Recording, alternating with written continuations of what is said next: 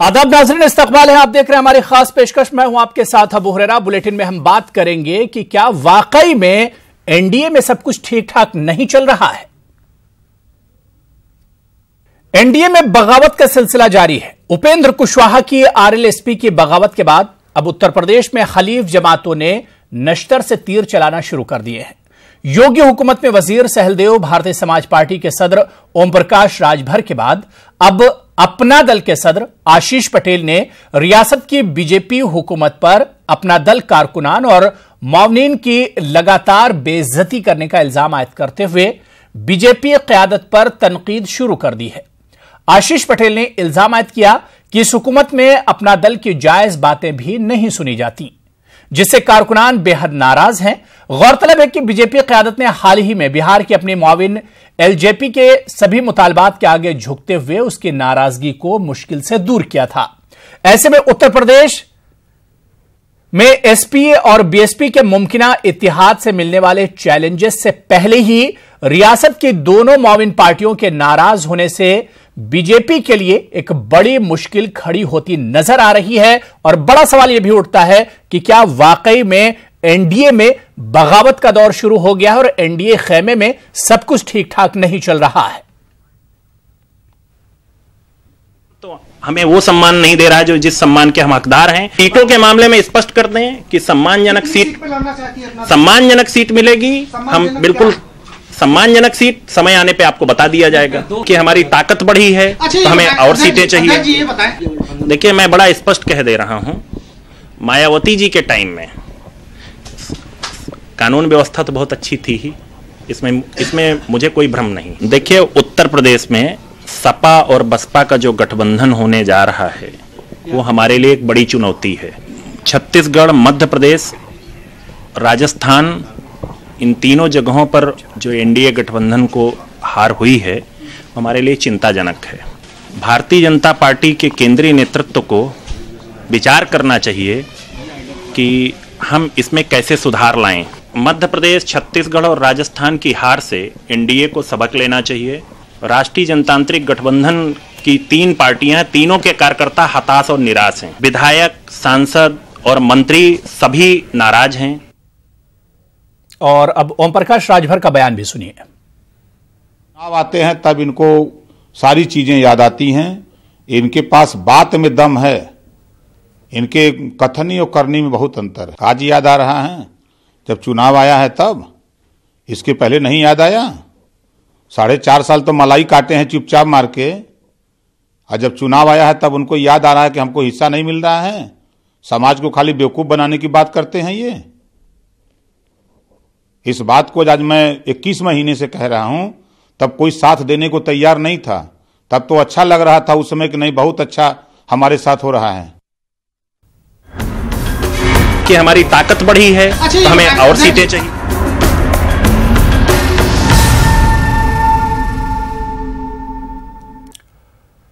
तो लगता तो यही कि एनडीए में सब कुछ ठीक ठाक नहीं चल रहा है, क्योंकि अगर यूपी की बात करें तो यूपी में भी एनडीए को एसपी और बीएसपी की शक्ल में बड़ा चैलेंज है। बिहार अगर आप चले जाइए, वहां पर तो एनडीए की बात जरूर बन गई, लेकिन एक तरह से बीजेपी वहां पर झुकती हुई नजर आई। कुल मिलाकर अगर तस्वीर पर हम नजर डालें, महाराष्ट्र में शिवसेना आग दिखा रही है, इसी तरह से पंजाब चले जाइए तो अकाली दल के अपने तेवर हैं। यानी कुल मिलाकर एनडीए में सब कुछ ठीक ठाक नहीं है, या यूं कहा जाए कि एनडीए के अंदर एक तरह से गहमा गहमी मची हुई है 2019 से पहले। इसी पर हम चर्चा करेंगे, बातचीत करेंगे। 3 खास मेहमान मेरे साथ जुड़े हुए हैं। बहुत जल्दी अपने मेहमानों का हम आपसे तारुफ करा दें। मेरे साथ चंद्रभूषण पांडे जी हैं, जो कि स्पोक्स पर्सन है, तर्जुमान हैं, बीजेपी के लखनऊ से जुड़े हुए हैं। सुरेंद्र राजपूत साहब हैं, तर्जुमान हैं, आप स्पोक्स पर्सन हैं कांग्रेस के, आप भी लखनऊ से जुड़े हैं। और डॉक्टर अजीज खान हैं, आप भी तर्जुमान हैं समाजवादी पार्टी के। तीनों अपने मेहमानों का हम बहुत इस्तकबाल करते हैं। चंद्रभूषण पांडे साहब, क्या वाकई में एनडीए में इन दिनों सब कुछ ठीक ठाक नहीं चल रहा है?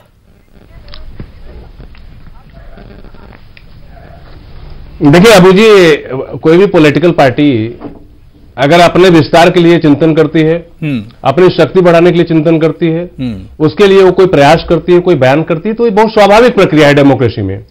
और इससे डेमोक्रेसी मजबूत होती है। जहां तक सवाल है एनडीए में आपस के रिश्तों का जी, तो देखिए अभी अपना दल की बात चल रही थी, सोनेलाल पटेल जी का जो सपना था, हम उन सपनों में विश्वास करते हैं। उन्होंने जिस तरह से समाज के एक विशेष वर्ग की जो समस्याएं थी उसको उठाया जी, और उनको सशक्त करने का आंदोलन चलाया, और उसको हम लोगों ने भी उचित मानते हुए, न्यायप्रिय मानते हुए उसका साथ दिया। और आज भी हमारी कोशिश यही है कि समाज में जो वंचना है, जो पीड़ा है, जो अभाव है, जो कमी है, जो शोषण है, जो गैर बराबरी है, नहीं, अपना दल की उसमें कंधे से कंधा मिला के आगे। चंद्रभूषण पांडे जी, अपना दल का तो साफ साफ इल्जाम है कि भाई हमें तो जो सम्मान मिलना चाहिए था वो सम्मान भी नहीं मिल रहा एनडीए में। देखिए वो आशीष जी की जो बात आई है, वो बात को किस संदर्भ में आई है उसको हम लोग आपस में बैठ के समझ लेंगे। लेकिन मैं मानता हूं कि अभी आपने भी कहा कि बिहार में बीजेपी को झुकते हुए देखा गया। झुकना मेरा स्वभाव है, हम झुकते हैं, हम विनम्र हैं, हम शालीन हैं, हम उदार हैं, हम बड़े दिल के हैं, इसीलिए हम गठबंधन सरकारों को सफलतापूर्वक चलाते हैं। हम अकड़ने वाले नहीं है, हम घमंडी लोग नहीं है, हम दम्भ के शिकार नहीं है। यानी 56 इंच के सीने की जो बात कही जा रही थी, कहीं ना कहीं उसमें एक तरह से गिरावट देखी जा रही है। सुरेंद्र राजपूत जी, आपके बिल्कुल काम की बात कही है चंद्रभूषण जी ने। क्या वाकई में आपको लगता है कि भाई जिस तरह से इन्होंने कह दिया कि भाई ये आपस का मामला और बैठकर सुलझा लिया जाएगा, क्या वाकई में इतनी आसान डगर एनडीए की लग रही है राजपूत जी? अबू भाई, अगर इतनी आसान डगर होती और आपस का मामला होता तो आपस का मामला तो बंद कमरे में ये योगी जी को कहते, मोदी जी को कहते, अमित शाह जी को कहते या चंद्रभूषण जी से कह देते। 50-60 मीडिया कर्मियों को बुला करके कहने की क्या जरूरत थी अगर आपस का मामला होता? सही। एक बड़ा पुराना शेर था ना, कि जब कश्ती साबितो सालिम थी, साहिल की तमन्ना किसको थी? बिल्कुल। अब ऐसी शिकस्ता कश्ती में साहिल की तमन्ना कौन करे? तो अब मसला यह है कि 4.5 साल में कश्ती बड़ी शिकस्ता हो गई है। तो अब चंद्रभूषण जी इस पे जितना भी फेविकोल लगा ले, लेकिन पानी का प्रेशर बहुत ज्यादा है और डूबती नाव में कोई भी सवारी करना नहीं चाहता, तो बहाने ढूंढे जा रहे हैं। अभी तक इन्होंने मलाई खाई, अब वो सभी लोग बहाने ढूंढ रहे हैं। तो अब इनकी जो भी स्थितियां, हम नहीं जानते भाई इनकी पार्टी का आंतरिक मामला है, इनके गठबंधन का आंतरिक मामला है। हमने तो यह भी देखा कि 2 सीट वाले जनता दल यूनाइटेड को, जिसका डीएनए खराब था, उसे 17 सीट दे दी इन लोगों ने। डीएनए खराब वालों को 17 सीट दे दी। अब आगे कैसे कैसे डीएनए वाले लोग आएंगे और कैसे कैसे लोग देश पे राज करेंगे अगर उस दल के उम्मीदवार जीत गए, तो यह भी भाजपा को जवाब देना पड़ेगा। सही। यहां पर मसले क्या हैं अगर आप देखें अबू भाई, कि पिछले 4.5 साल में जो आपने बात कही थी, जो आपने वादे किए थे, जो आपने नारे दिए थे, वो कहीं पर भी पूरे नहीं हो रहे हैं। तो अब जनता के प्रतिनिधियों को चिंता हो रही है अपने जीतने की। सही। अब ये डूबती नाव से पार होना चाहते हैं। आपने बेरोजगारी की बात कही, रोजगार नहीं आया। आपने किसानों की समस्या की बात कही तो C2+ 50% नहीं आया। आपने मजदूरों की मजदूरी की बात कही तो वो भी कुछ नहीं हुआ। आपने 1 सर के बदले 10 सर लाने की बात कही तो 10 सर तो छोड़ दीजिए, 2-1 सर भी नहीं आए, बिरयानी खाने चले गए। आपने चीन को लाल लाल आंख दिखाने की बात कही, भाई बैठा करके अहमदाबाद में हमने तो चाय पिलाते देखा है चीन के प्रीमियर को, लाल लाल आंखें तो दिखाते देखा नहीं। झुकी हुई आंखें थी, पता नहीं क्या था क्या नहीं था, ये लोग जाने। खैर, मेहमान नवाजी करनी भी चाहिए। दूसरा, यूएन में आपने कहा कि साहब हम परमानेंट सीट ले आएंगे, तो परमानेंट सीट ले आ गई हो तो आप हमें बता दीजिए।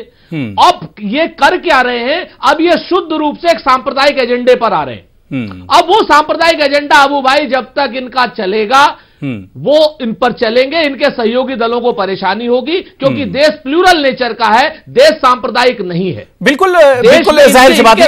एनडीए एक तरह से मुश्किल में है। एनडीए एक तरह से मुश्किल में। डॉक्टर अजीज खान साहब, क्या आपको लगता है कि जिस तरह से बीजेपी को खासतौर से बिहार एनडीए में मुश्किलें पेश आई, लेकिन हालांकि वो फॉर्मूला तय हो गया, जिस तरह भी तय हुआ बात बन गई, क्या लगता है कि वही दुश्वारियां जो बिहार में पेश आई, कुछ उसी तरह की तस्वीर यूपी में भी बन रही बीजेपी के लिए, एनडीए के लिए?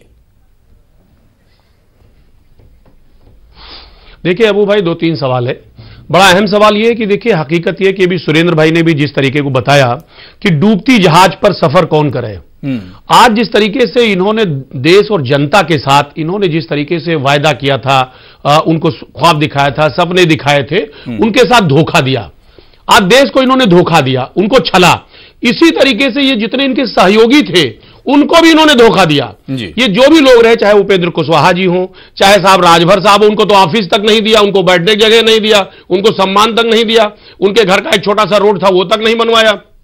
इसी तरीके से आशीष पटेल जी ने जिस तरीके से आरोप लगाया है, बहुत ही बिल्कुल सही आरोप है कि आप जानिए कि अनुप्रिया पटेल जी का जो संसदीय क्षेत्र है वो वाराणसी से जुड़ा हुआ है। माननीय मोदी जी का बहुत सारा कार्यक्रम लगता है और उनको वहां इनवाइट नहीं किया जाता है। अभी सिद्धार्थनगर में एक मेडिकल कॉलेज का मसला था, उसमें उद्घाटन का मामला था, उसमें इनवाइट नहीं किया गया।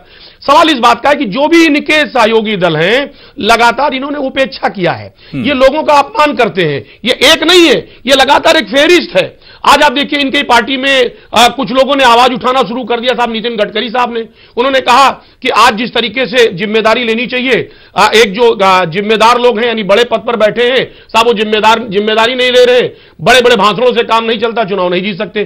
तो पार्टी के अंदर से भी आवाज निकल रही है, सहयोगी दल भी आवाज कहीं ना कहीं उठा रहा है। इसलिए उठा रहा है क्योंकि तानाशाही बहुत दिनों तक नहीं चलता है। इन्होंने तानाशाही रवैया दिखा करके ये अपने लोगों को, अपने सहयोगियों को, अपने साथियों को, और साथ साथ जिस तरीके से माननीय मोदी जी अभी रायबरेली में जिस तरीके से कार्यक्रम था, राजनीतिक मंच नहीं था सर, वो सरकारी मंच था, उस सरकारी मंच का दुरुपयोग किया।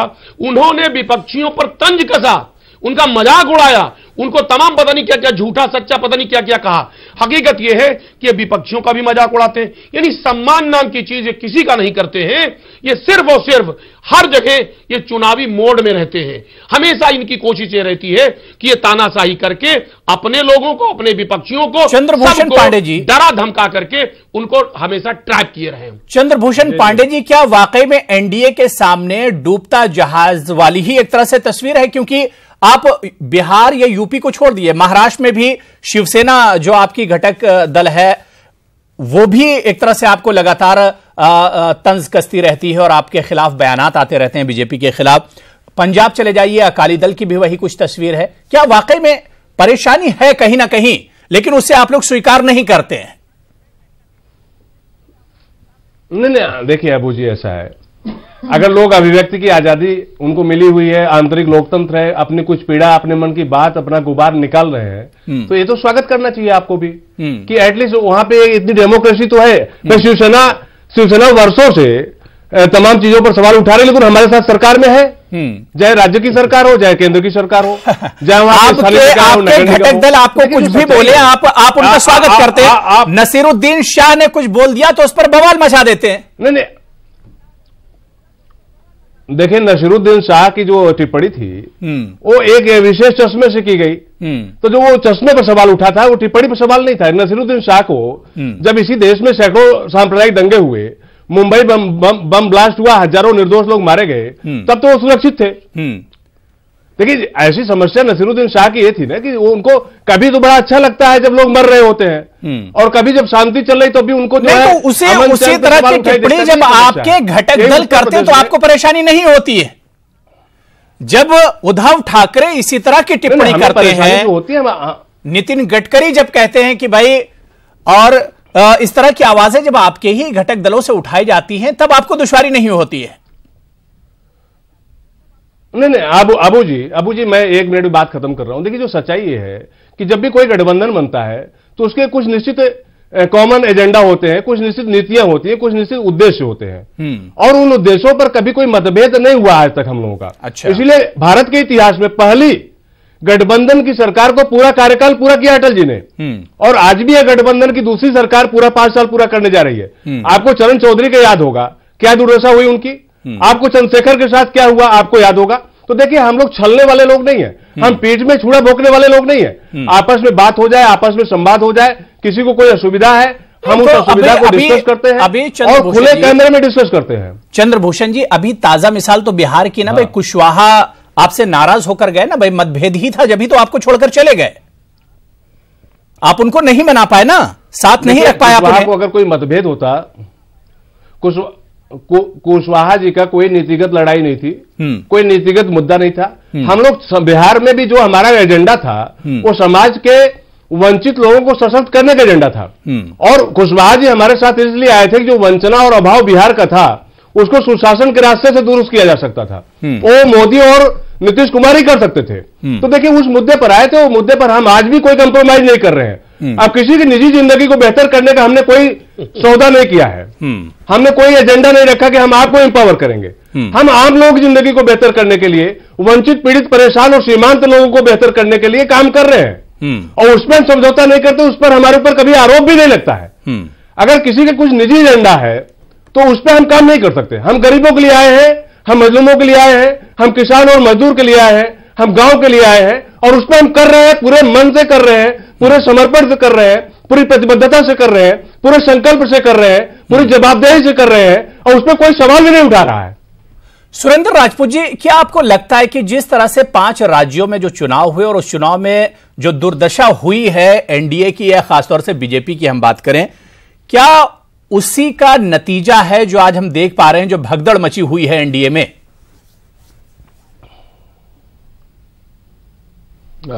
अबू भाई, सच्चाई तो आपकी बात में पूरी है। अभी देखिए, मैं उस पर भी आपके आता हूं। मैं एक लाइन में खाली चंद्रभूषण जी की जवाब दे दूं। चंद्रभूषण जी भी कह रहे हैं पीड़ित, वंचित, ये वो पता नहीं कौन कौन शब्द बहुत अच्छे हैं चंद्रभूषण जी के पास, बड़े अच्छे प्रवक्ता हैं। नदी की भी बात करते हैं, पानी की भी बात करते हैं, लेकिन भाजपा ही पानी की बात करने लगते हैं। आप ये देखिए, इन्होंने कहा कि लोग, वो कौन सी पार्टी है रामविलास पासवान जी वाली, लोन जक्सन जी, इनके राष्ट्रीय अध्यक्ष भी आरएलएसपी कहे गए थे। आप उनके यहां 6 सीटें दी और एक राज्यसभा दी। राज्यसभा किसके लिए? रामविलास पासवान के लिए जी। एक उनके लड़के के लिए सीट, एक उनकी पत्नी के लिए सीट, एक उनके भाई के लिए सीट, और ये कह रहे हैं कि हम समाज के वंचित हिस्से का काम करते हैं। वो कितने वंचित हैं ये चंद्रभूषण जी देख लें। अगर एक सीट चंद्रभूषण जी को दे देते तो हम ये मान लेते कि हाँ ये बात सही है। अब कथनी करनी में कितना अंतर करेंगे ये नहीं समझ में आ रहा है हमारे। भाई कितना आप चंद्रभूषण जी इन लोगों को बचाएंगे? ये वो लोग, ये अटल जी की भाजपा नहीं है जो ये वंचितों के लिए काम करे, जो कहे वो करे। इनके दिमाग में कुछ और है, दिल में कुछ और है। बड़े गंभीर लोग हैं, बड़े जादूगर लोग हैं, चतुर लोग हैं। ये आगरा का ताजमहल और दिल्ली का लाल किला वो मदन कुंडू जादूगर की तरीके से गायब कर देते। आप आज देखिए, आज की डेट में जितनी भी बातें इन्होंने कही पिछले 4.5 सालों में अबू भाई, वो कोई एक भी प्रूव हुई हो? आप इनका उठा लीजिए घोषणा पत्र। घोषणा पत्र में इन्होंने जो जो बातों का विरोध किया वो लागू की। इन्होंने कहा हम आधार का विरोध करते हैं, इन्होंने आधार लागू किया। इन्होंने कहा हम जीएसटी का विरोध करते हैं, इन्होंने जीएसटी लागू की। इन्होंने कहा हम 100% एफडीआई के विरोध में हैं रिटेल में, इन्होंने वो लागू किया। इन्होंने कहा हम रेल, तेल और रक्षा में एफडीआई का विरोध करते हैं, वो इन्होंने लागू किया। इन्होंने इन्होंने ये कहा था क्या नाम नोटबंदी हम लगाएंगे? नहीं कहा था। आप सारी चीजें देखिए इन्होंने, और जो जो कहा वो किया हो तो बता दीजिए। 10 करोड़ रोजगार अगर आपको मिल गए हो तो आप बता दीजिए। आपको किसानों को C2 प्लस 50% मिल गया हो तो आप बता दीजिए। उत्तर प्रदेश में 25 रुपए किलो घी मिल रहा हो तो आप बता दीजिए। उत्तर प्रदेश के बच्चों को रोजगार मिल रहे हो तो आप बता दीजिए। 1 GB डेटा उत्तर प्रदेश के नौजवानों को मिल रहा हो तो आप बता दीजिए। अब इनके पास सिर्फ एक चीज रहेगी, किसी सूरत में हिंदू मुसलमान करा दो, किसी सूरत में हिंदू मुसलमान करा दो। मैं आपसे बता दूं, राहुल गांधी जी ने बिल्कुल क्लियर कर दिया है कि अगला चुनाव किसान केंद्रित होगा, नौजवान केंद्रित होगा, रोजगार परक नीतियों पर केंद्रित होगा। आपको उसी पर बात करनी पड़ेगी। बाकी आपका घटक दल कोई रहे कोई ना रहे, हमें इससे मतलब नहीं है। हम नीति पर, नियम पर बात करेंगे, हम नौजवान पर बात करेंगे और किसान पर बात करेंगे। डॉक्टर अजीज खान, अब एक तस्वीर जो बन रही कि भाई एनडीए थोड़ा सा मुश्किल में है, यूपीए में भी थोड़ी सी परेशानी नजर आ रही है, क्योंकि जिस तरह से फेडरल फ्रंट की बात हो रही है या तीसरे मोर्चे की बात केसीआर ने उठाई है, ममता बनर्जी भी उनकी एक तरह से साथ में है। समाजवादी पार्टी जो एक रीजनल पार्टी है जिसका अपना एक दमखम भी है यूपी में, अपने आप को कैसे समाजवादी पार्टी देखती है? अगर ये बड़े बड़े जो एनडीए या यूपीए में अगर मुश्किल होगी तो समाजवादी पार्टी अपने आप को कहां पर पाती है? डॉक्टर अजीज खान। देखिए अबू भाई, सबसे बड़ी बात यह कि देखिए अभी जो यूपीए का गठबंधन है, जिस तरीके वो भविष्य के गर्भ में है, उस पर हम चर्चा इसलिए नहीं करें क्योंकि अभी क्या स्थिति बनेगी क्या नहीं बनेगी वो एक इतिहास है कहीं ना कहीं। लेकिन जो आज मौके पे एनडीए जिस तरीके से बिखर रही है, जिस तरीके से उसमें सब लोग उतर उतर के एक डूबते हुए जहाज से भाग रहे हैं, पूरी तरह से लोग बिखर करके एक दूसरे पे आरोप लगा रहे हैं, आरोप और प्रत्यारोप भी लगा रहे हैं, तमाम तरीके की बातें निकल करके आई हैं कि 4.5 साल में लोगों ने किस तरीके से अपमान अपने आप को झेला है और इन्होंने कैसे कैसे अपने सहयोगियों को कहीं ना कहीं उनको इस्तेमाल किया है। चर्चा इस पे होना बहुत अहम है कि आज मौके पे एनडीए किस तरीके से बिखर रही है और कैसे उसने सम्मान लोगों का किया, कैसे लोगों को अपमान किया, इस पे चर्चा बहुत अहम है। और मैं फिर बताऊं कि एनडीए का भविष्य आने वाले वक्त में अभी जो कुछ है इससे और दुर्गति होने वाली है, क्योंकि जिस तरीके से माननीय मोदी जी, माननीय अमित शाह जी जिस तरीके से तानाशाही रवैया का इख्तियार कर रहे हैं, जिस तरीके से लोगों को अपमानित कर रहे हैं, ये वाकई में बताऊं इस देश के लिए और प्रदेश के लिए वाकई में दुखद है। क्योंकि जिस तरीके से उन्होंने देश को धोखा दिया, किसानों को धोखा दिया, नौजवानों को धोखा दिया, ऐसे ही अपने घटक दलों को भी धोखा दे रहे हैं और घटक दल इस बात को समझने लगे हैं और जो दिल में बात है वो कहीं ना कहीं जुबान पे आकर आ रही है और लोग कहने भी लगे हैं। अब भाई मैं इसका जवाब दे दूं, थोड़ा सा मुझे समय चाहिए। ना बिल्कुल बिल्कुल आप जवाब दीजिए। देखिए अबू जी, मैं 3-4 चीजें बहुत स्पष्ट कर दूं। पहली चीज तो है, नौजवानों को धोखा के लोग बात करते हैं। क्या ये सच्चाई नहीं कि 1 रैंक 1 पेंशन जो है इंदिरा जी ने समाप्त किया था और उसको हमने वापस लाया? क्या यह सच्चाई नहीं है कि एमएस स्वामीनाथन की रिपोर्ट को लाल फीते में बांध करके कांग्रेसी कुशासन की सरकारों ने दबा के रख दिया था, उसमें हमने लागत मूल्य पर 50% अधिक मूल्य देने का फैसला ही नहीं किया, उसको लागू कर दिया?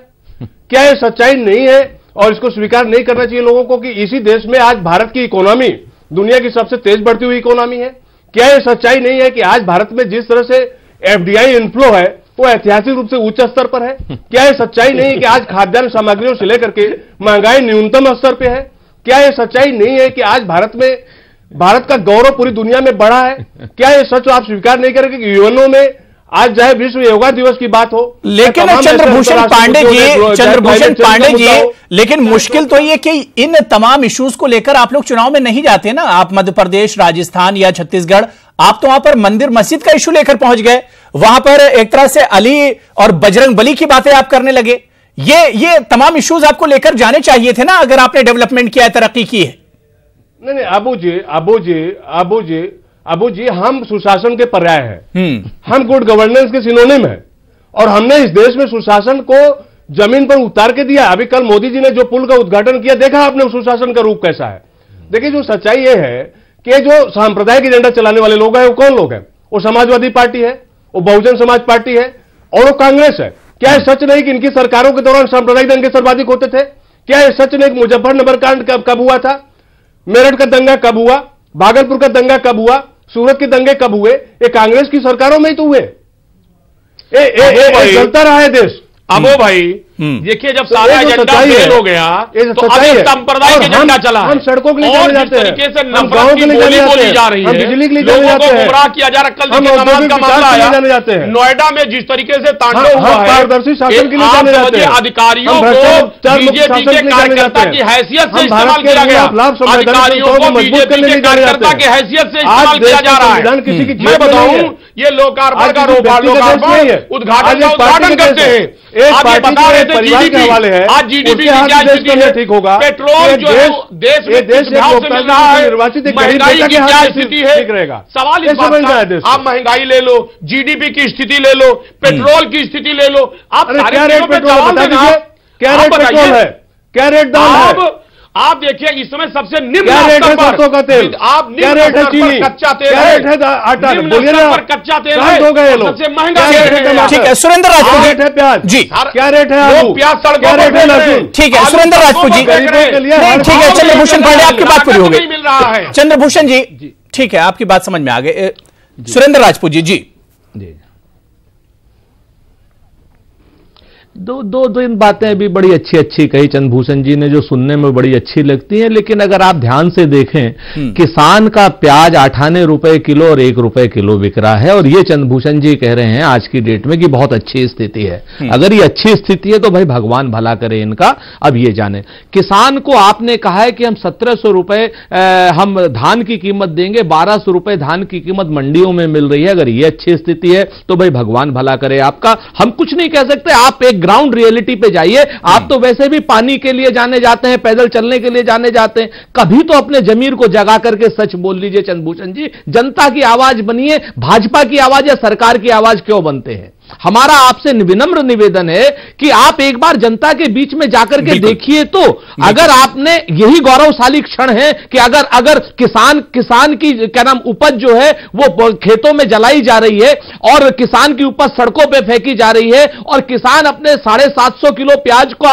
वो करके जो 750 रुपए मिले वो प्रधानमंत्री के पास भेज रहा है, तो यह स्थिति दुखद है, यह सुखद स्थिति नहीं है चंद्रभूषण जी। बिल्कुल, और जाहिर सी बात है कि 2019 चुनाव सामने है और ऐसे में बीजेपी अगर डेवलपमेंट, नौजवान, रोजगार, किसान अगर इन इश्यूज पर फोकस करेगी तो मेरे हिसाब से उसके लिए भी अच्छा रहेगा और उसे फोकस अपने एनडीए पे या घटक दलों पर भी करना चाहिए। बहुत बहुत शुक्रिया चंद्रभूषण पांडे जी हमारे साथ जुड़ने के लिए। सुरेंद्र राजपूत जी आपका भी बहुत बहुत शुक्रिया। डॉक्टर अजीज खान साहब आपका भी बहुत बहुत शुक्रिया हमारे साथ जुड़ने के लिए। आदाब।